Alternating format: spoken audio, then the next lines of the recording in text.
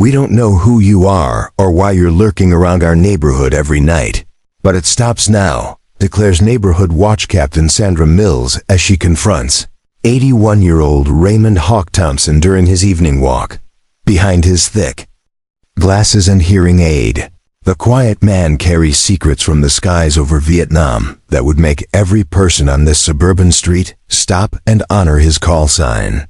What happens when this decorated fighter pilot's identity is revealed will give you chills and show you why we should never judge our heroes by their age. If stories like Raymond's inspire you, smash that subscribe button and tell us about a veteran who changed your life. Their courage deserves recognition. Raymond Thompson had lived quietly on Maple Street for 8 years, keeping to himself and bothering no one. At 81, the retired Air Force colonel preferred solitude to the complications that came with getting too close to neighbors. Every evening at 7 p.m., Raymond walked the same route through the Brookside neighborhood. 2 miles 45 minutes. Past the same houses with their perfectly manicured lawns and matching mailboxes. He walked slowly now, his arthritis making each step deliberate. His thick glasses reflected the streetlights, and his hearing aid occasionally whistled in the quiet suburban air. To his neighbors, Raymond looked like any other elderly man trying to stay active. They had no idea they were watching a legend walk past their windows every night. The problem started 3 weeks ago when the Brookside Neighborhood Watch formed. Sandra Mills, a self-appointed community leader, had convinced a dozen residents that they needed to be more vigilant about suspicious activity. Sandra lived in the biggest house on the street and considered herself the unofficial mayor of their quiet subdivision. She organized block parties, managed the community Facebook page, and made it her business to know everyone's business. Except she didn't know Raymond's business, and that bothered her the first time she noticed him during one of their watch patrols. Sandra became suspicious. There was something about the way Raymond moved, the way he observed everything around him, that didn't sit right with her. He walks the same route every night, she told her husband Gary. Always at the same time, always looking around like he's checking things out. Maybe he just likes routine, Gary suggested. Old people do that, but Sandra wasn't convinced. She started documenting Raymond's walks, taking photos from her window, noting the times he passed each house. She brought her concerns to the next neighborhood watch meeting, held in her living room with 8 other concerned residents. I've been observing this individual for 3 weeks, Sandra announced, showing photos on her laptop. Every night, same route, same behavior. He's clearly casing our neighborhood. Mrs. Patterson, an elderly widow from 2 streets over, looked at the photos. He just looks like a harmless old man to me. That's exactly what someone would want you to think, Sandra replied. Look at how he positions himself. He's studying our houses, our routines, our security systems. Tom Bradley, a retired police officer who lived on Oak Street, examined the photos more closely. Sandra, this looks like someone taking a walk. I don't see any suspicious behavior here, but Sandra had made up her mind. She'd read articles about elderly criminals, people who use their age as camouflage for illegal activities. She wasn't going to let her neighborhood become a target. The confrontation came on a Tuesday evening. Sandra had organized a group of 6 neighborhood watch members to approach Raymond during his walk. Raymond was passing the community mailboxes when he saw them waiting for him. 6 people in yellow safety vests with flashlights and cell phones, blocking his path. Excuse me, sir, Sandra called out as Raymond approached. We need to speak with you. Raymond stopped, confused by the unusual gathering. Is there a problem? Sandra stepped forward, her neighborhood watch badge prominently displayed. Sir, I'm Sandra Mills, captain of the Brookside Neighborhood Watch. We've been observing your behavior, and we have some concerns. My behavior? Raymond asked quietly. You walk through our neighborhood every single night, Sandra continued. Same route, same time, always looking around and observing our houses. We want to know what you're up to. A small crowd was gathering now. Residents had come out of their houses to see what was happening. Some were filming with their phones. "I'm just taking a walk," Raymond said simply. "I live on Maple Street." Sandra wasn't satisfied. "Where exactly on Maple Street?" "We've lived here for 12 years, and I've never seen you at any community events." Raymond felt uncomfortable with all the attention. "I keep to myself. I don't attend social gatherings." "That's suspicious." "Right there," Sandra announced to the group. "Who doesn't participate in their own community? What are you hiding?" Tom Bradley looked uncomfortable with Sandra's aggressive approach. "Sandra, maybe we should just know," she interrupted. "This man has been surveilling our neighborhood for weeks. We have a right to know who he is and what he wants."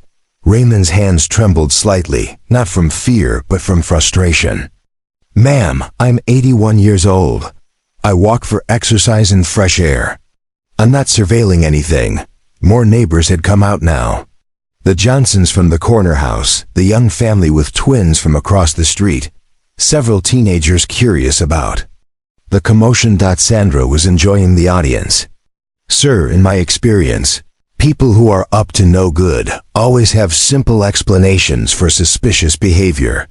What exactly do you think I'm planning to do?" Raymond asked, his voice still calm but with an edge of irritation. "Burglary," Sandra declared confidently.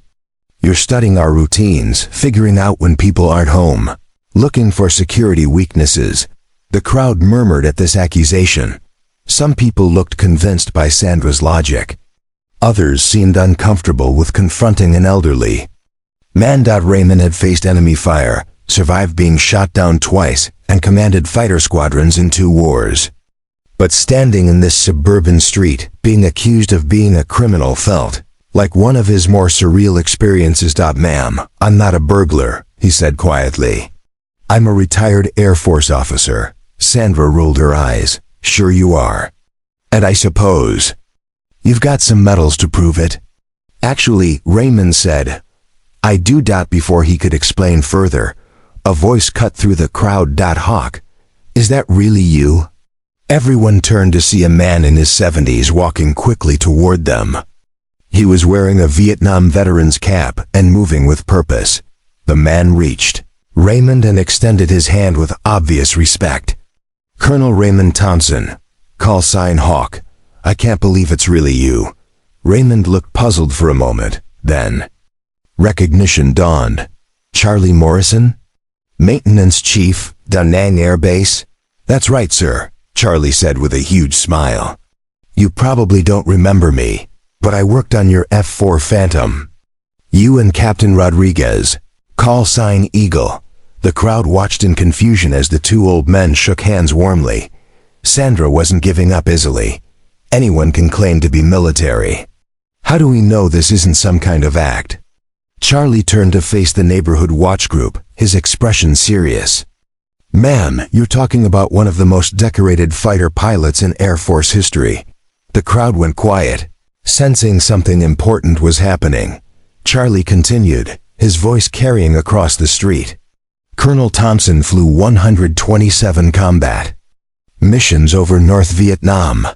He was shot down twice and rescued both times. He has the Distinguished Flying Cross, 3 Silver Stars, and the Air Force Cross." Sandra looked skeptical. "How do you know all this?" "Because I was there," Charlie replied firmly. "I watched this man take off in damaged aircraft to save downed pilots. I saw him volunteer for the most dangerous missions when other pilots were grounded." Raymond tried to deflect attention. "Charlie, that was a long time ago." "No, sir," Charlie said. "Heroism doesn't have an expiration date." A teenager in the crowd raised his hand tentatively. "What's a call sign?" Charlie smiled. "Every fighter pilot gets a call sign, a nickname used in combat. Colonel Thompson was called Hawk because he could spot enemy aircraft from further away than anyone else." The young mother with twins stepped forward. "Sir, is this true? Were you really a fighter pilot?" Raymond nodded reluctantly. 30th Tactical Fighter Squadron, then later Wing Commander at several bases. Charlie wasn't finished explaining. The mission that earned him the Air Force Cross was legendary. A rescue helicopter went down in enemy territory with 8 crew members. Colonel Thompson flew alone into the most heavily defended area in North Vietnam to provide air cover for the rescue operation. How many enemy aircraft did you face? Tom Bradley asked, his police instincts now focused on gathering facts. 12 MiG-21s, Raymond replied quietly. I kept them busy while the rescue birds got our people out. Did you shoot any down? Someone called out. 3 that day, Raymond admitted. 7 total during my tour. The crowd was completely captivated now. Even Sandra looked less certain about her accusations. Charlie continued the story. While Colonel Thompson was protecting the rescue helicopters, he took heavy damage from ground fire and enemy fighters. His aircraft was barely flyable, but he stayed until every American was safely out of the area. A Vietnam veteran in the crowd stepped forward. Sir, I was Army infantry in Vietnam. We always felt better knowing pilots like you were watching over us. Raymond's eyes showed emotion for the first time. That was our job. We never left anyone behind. Sandra finally spoke up, her voice much smaller now. Colonel Thompson, I owe you an apology. We had no idea who you were. Raymond looked at her kindly. Ma'am, how could you? I don't exactly look like a fighter pilot anymore. Charlie laughed. Sir, once a fighter pilot, always a fighter pilot. You still move like you're scanning for threats. That's probably why these folks thought you were suspicious. The crowd began to understand. Raymond's careful observation of his surroundings wasn't criminal surveillance. It was decades of military training that never fully switched off. Mrs. Patterson, the elderly widow, approached Raymond with tears in her eyes. My husband was in the Air Force too, stationed in Thailand. He always said the fighter pilots were the bravest men he'd ever known. Raymond took her hand gently. What was your husband's name, ma'am? I might have known him. Staff Sergeant Robert Patterson. He worked on aircraft engines. Raymond's face lit up. Bobby Patterson? Short guy with red hair? Always had grease on his uniform? That's him, Mrs. Patterson exclaimed. You knew my Bobby? He kept my plane running, Raymond said warmly. Good man, one of the best mechanics I ever worked with. Mrs. Patterson started crying. He passed away 5 years ago. He would have been so excited to know you were living right here in our neighborhood. The mood of the crowd had completely transformed. Instead of suspicion and hostility, there was now admiration and shame. Tom Bradley stepped forward. Colonel Thompson, as a retired police officer, I want to apologize for not speaking up sooner. Sandra was out of line from the beginning. Sandra herself looked mortified. Colonel Thompson, I don't know what to say. I feel terrible about accusing you of being a criminal. Raymond smiled at her. Sandra, you were trying to protect your neighbors. There's nothing wrong with that. You just had incomplete information. A teenage boy raised his hand again. Sir, do you have any pictures from when you were a fighter pilot? I have a few old photos at home, Raymond replied. Could we see them?